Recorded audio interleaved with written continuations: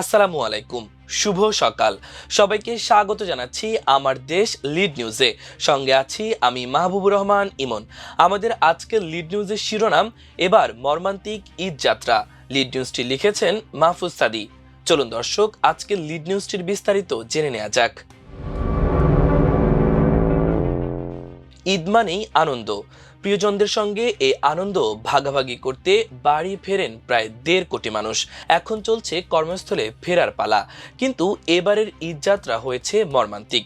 বেসরকারি হিসাব অনুযায়ী ঈদের আগে পরে ১৩ দিনে ৩ শতাধিক মানুষের মৃত্যু হয়েছে, আহত হয়েছে ৯ শতাধিক। এদিকে গতকাল শুক্রবার রাতে টাঙ্গাইলের কালিহাতীতে ট্রেনে কাটা পড়ে শিশুসহ ৫ জন নিহত হন। তারা সবাই এক পরিবারের বলে ধারণা পুলিশের। ঈদের ফিরতি যাত্রা এখনো শেষ হয়নি। সড়কে এ মৃত্যুর মিছিল গত বছরের সংখ্যাকে ছাড়িয়ে যাবে বলে ধারণা করা হচ্ছে। সড়ক, রেল ও নৌপথে সমন্বিত এবং কার্যকর ব্যবস্থাপনা নিশ্চিত করতে না পারায় এমন প্রাণহানি ঘটছে বলে মনে করা হচ্ছে। বিশেষ করে অব্যবস্থাপনার কারণে এসব দুর্ঘটনায় মৃত্যুকে কাঠামোগত হত্যাকাণ্ড হিসেবে দেখছেন সংশ্লিষ্টরা। ফলে ঈদ যাত্রা নির্বিঘ্ন করতে কেবল ছুটি বৃদ্ধি নয়, ব্যবস্থাপনা ঠিক করার তাগিদ দিয়েছেন বিশেষজ্ঞরা। এছাড়া মহাসড়কে যানজট ও ভাড়ার নৈরাজ্য মোকাবেলায় নতুন সরকার ব্যর্থ হয়েছে বলে মনে করছেন অনেকে। বাংলাদেশ যাত্রী কল্যাণ সমিতির পরিসংখ্যান অনুযায়ী ঈদ যাত্রায় গত ১৪ থেকে ২৬ মার্চ পর্যন্ত ১৩ দিনে ৩০৪টি সড়ক দুর্ঘটনা ঘটেছে।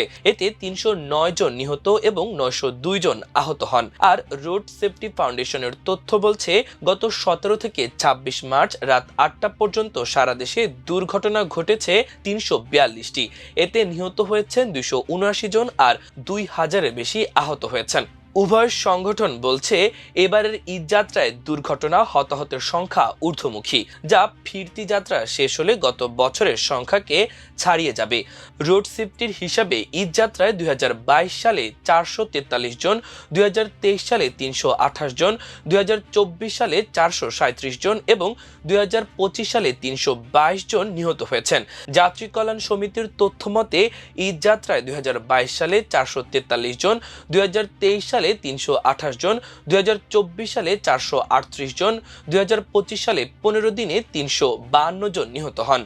পর্যবেক্ষণে দেখা গেছে, এবছর ঈদ যাত্রা শুরু হয় গত ১৩ মার্চ থেকে। প্রথম দিকে ঘরমুখো মানুষের চাপ কম থাকায় সড়ক, রেল ও নৌপথের যাত্রায় স্বস্তি থাকলেও শুরু হয় মৃত্যুর মিছিল। ১৫ মার্চ থেকে টানা ৭ দিনের সরকারি ছুটি শুরু হলে ঘরমুখী যাত্রীর ঢল নামে বাস, ট্রেন ও লঞ্চে। সঙ্গে পাল্লা দিয়ে বাড়তে থাকে মৃত্যুর মিছিল। এর মধ্যে ৯ জেলায় একদিনে পৃথক সড়ক দুর্ঘটনায় ২৭ জন প্রাণ হারায়। ২৩ মার্চ সরকারি ছুটি শেষ হলেও থামেনি মৃত্যুর মিছিল, বরং হু হু করে বেড়েছে। সাধারণত ফিরতি যাত্রায় দুর্ঘটনা ও হতাহতের সংখ্যা বাড়লেও এবার সে হার বেশি। বৃহস্পতিবার স্বাধীনতা দিবসের সরকারি ছুটির পাশাপাশি পরের দুদিন সাপ্তাহিক ছুটি থাকায় অনেকে এখনো ঢাকায় ফেরেননি। আবার বাড়তি ছুটির কারণে অনেকে ঢাকা ছেড়েছেন। আজ শনিবার থেকে তারা ফিরতে শুরু করবেন। ফলে এবারের ঈদ যাত্রায় মৃত্যুর মিছিল আরো বাড়বে। এবারের ঈদ যাত্রায় বড় ধরনের দুর্ঘটনার সংখ্যাও সাম্প্রতিক সময়ের তুলনায় বেশি লক্ষ্য করা গেছে। ১৮ মার্চ বগুড়ার আদমদিঘির সান্তাহার এলাকায় নীলসাগর এক্সপ্রেস ট্রেনের ৯টি বগি লাইনচ্যুত হয়ে অন্তত ৬৫ জন আহত হন। এতে উত্তরবঙ্গের ৫ জেলার সঙ্গে ঢাকার রেল যোগাযোগ প্রায় ২১ ঘন্টা বন্ধ ছিল। একই দিন সদরঘাটে ঢাকা ইলিশা রুটে আসা যাওয়া ৫ লঞ্চে ট্রলার দিয়ে যাত্রী তোলার সময় পেছন থেকে এমবি জাকির সম্রাট ৩ নামের আরেকটি লঞ্চ সজোরে ধাক্কা দিলে ২ লঞ্চের মাঝে পিষ্ট হয়ে ২ জনের মর্মান্তিক মৃত্যু হয়। ঈদের দিন মধ্যরাতে ঢাকা চট্টগ্রাম মহাসড়কের কুমিল্লার পদুয়ার বাজার এলাকায় ঢাকা চট্টগ্রাম রেলপথের লেভেল ক্রসিংয়ে ঢাকাগামী চট্টগ্রাম মেইল ট্রেনের সঙ্গে মামুন স্পেশাল নামের একটি বাসের সংঘর্ষে ১২ জনের মর্মান্তিক মৃত্যু হয়। গত বুধবার দৌলতদিয়া ঘাটে ফেরিতে ওঠার সময় অর্ধশতাধিক যাত্রী নিয়ে সৌহার্দ্য পরিবহনের একটি বাস নিয়ন্ত্রণ হারিয়ে পদ্মা নদীতে পড়ে ডুবে যাওয়ার ঘটনায় ২৬ জনের লাশ উদ্ধার করা হয়। যশোরে সড়ক দুর্ঘটনায় একই পরিবারের ৩ জন এবং কুমিল্লায় পেছন থেকে আসা বাসের ধাক্কায় প্রাইভেট কারে থাকা এক পরিবারের ৪ জন সহ 5 জনের মর্মান্তিক মৃত্যু হয়। নতুন সরকারের সড়ক পরিবহন, সেতু, রেল ও নৌমন্ত্রী শেখ রবিউল আলম জানিয়েছেন, আগের বছরগুলোর অভিজ্ঞতা কাজে লাগিয়ে এবারও ঈদযাত্রা নির্বিঘ্ন করতে সরকারি ছুটি বাড়িয়ে 7 দিন করা হয়েছে। কিন্তু গতবারের চেয়ে এবার দুর্ঘটনা ও হতাহতের হার ঊর্ধ্বমুখী এবং বাড়তি ভাড়া, যানজটে ভোগান্তির পরও ঈদযাত্রা স্বস্তির হয়েছে বলে দাবি করছেন মন্ত্রীরা। তবে সংশ্লিষ্টদের মতে কেবল ছুটি বাড়িয়েই ঈদযাত্রার মৃত্যুর মিছিল থামানো যাবে না।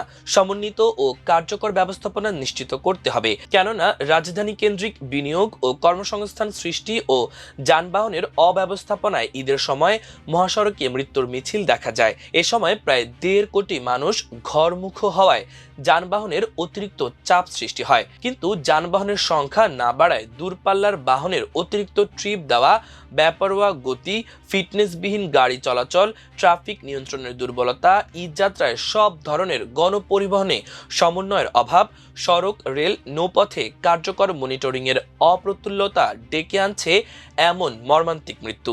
ফলে এসব অব্যবস্থাপনা দূর করা না হলে ঈদযাত্রায় আনন্দের বদলে শোক সইতে হবে।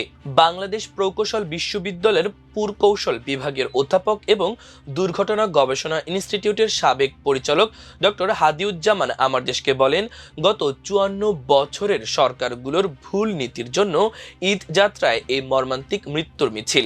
সাধারণ মানুষ ভাড়ার ক্ষেত্রে নৈরাজ্য, মহাসড়কে তীব্র যানজট, দুর্ঘটনার কাছে জিম্মি হয়ে আছে। এর কারণ ঢাকা কেন্দ্রিক বিনিয়োগ ও কর্মসংস্থান সৃষ্টি করায় এখানে জীবিকার জন্য আসা অস্থায়ী মানুষ ঈদের সময় ঘরমুখ হয়।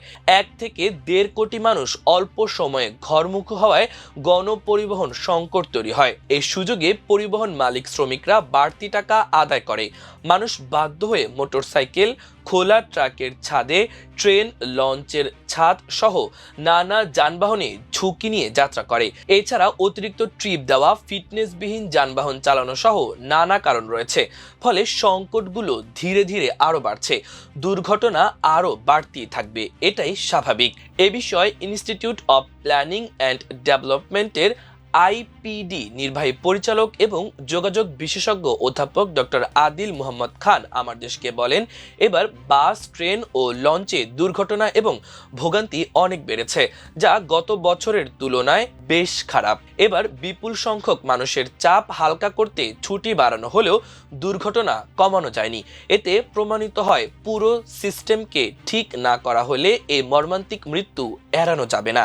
সড়ক ও যানবাহনের গুণগত মান ঠিক করা, যানবাহনের সংখ্যা বাড়ানো, ফিটনেসবিহীন গাড়ি বন্ধ করা, ট্রাফিক ব্যবস্থা ঠিক করা সহ সব অব্যবস্থাপনা দূর করে এই খাতে শৃঙ্খলা আনতে হবে। তা না হলে ঈদের সময় এমন মৃত্যু প্রতি বছরই দেখতে হবে। তার মতে, বর্তমান সড়ক মন্ত্রীর কথায় সমঝোতা এবং চাঁদা নিয়ে শুরু হওয়া বিতর্কে সড়ক বিশৃঙ্খলাগুলোকে টলারেট করার ইঙ্গিতের বার্তা গেছে। আবার ভাড়া কম নিচ্ছেন মালিকরা। মন্ত্রীর এমন কথায় পরিবহন সংকটে যাত্রীদের জিম্মি করে অতিরিক্ত টাকা আদায় করা চক্র নিয়ন্ত্রণহীন হয়েছে। এতে ভাড়ায় নৈরাজ্য থেকে শুরু করে ফিটনেসবিহীন গাড়ি চালানো, আইন না মানা সহ নানা অনিয়ম জেঁকে বসেছে, যার ফলাফল আমরা দেখছি।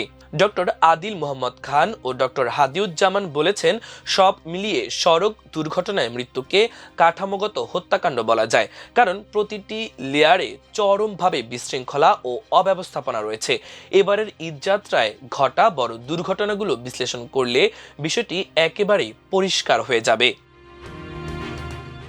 প্রিয় দর্শক, আমাদের আজকের লিড নিউজের আয়োজন এ পর্যন্তই। আগামীকাল আরেকটি লিড নিউজ নিয়ে আপনাদের সামনে হাজির হব। সে পর্যন্ত মহান আল্লাহ তাআলা আপনাদের সবাইকে ভালো রাখুক, সুস্থ রাখুক। এতক্ষণ সঙ্গে থাকার জন্য অসংখ্য ধন্যবাদ। আল্লাহ হাফেজ।